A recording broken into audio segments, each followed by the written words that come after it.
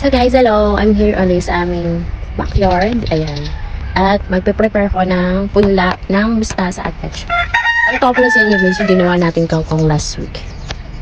At dito sa kangkong, ayan, kita nyo, may mga suhi-suhi na siya. Ayan na, dadahon na. So, mabilis lang talaga kasi yung tumubo ang kangkong. So, yung isa, tatanimin natin ng petchay at mustasa. So, ito yung mga binili kong bindi, mustasa at saka petchay. Ayan. 5 pesos lang isang ganito. Tapos bili ako ng plastic cup, and ganito lang ang size. Dito muna natin siya ipupula. Huwag natin ibarat ka doon kasi baka hindi mabuhay. Bubuhayin muna natin siya dito. Pwede rin paper cup, pero mas gusto ko ito kasi para reusable. Magamit ulit natin.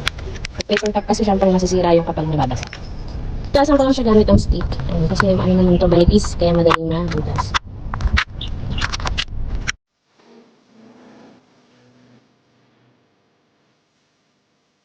Ayun, tapos na, nabutasan na natin lahat. Bali, 25 pieces lahat to. So, ngayon malalagyan na natin siya ng lupa.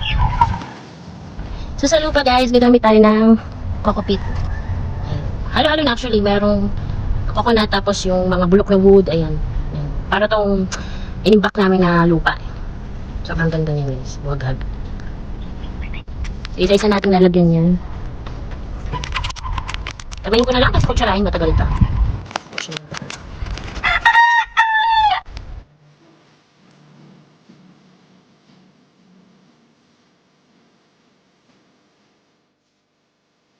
So, ito na yung ating ginawang punlaan.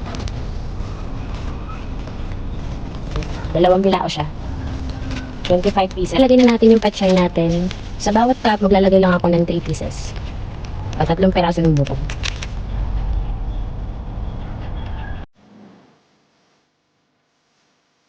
Ilagay mo na sila. Tatakpan natin ng konting lupa. Medyo itatabunan natin sila. Dito naman ay yung mustasa. Sorry. Mas malalaki yung butil ng mustasa.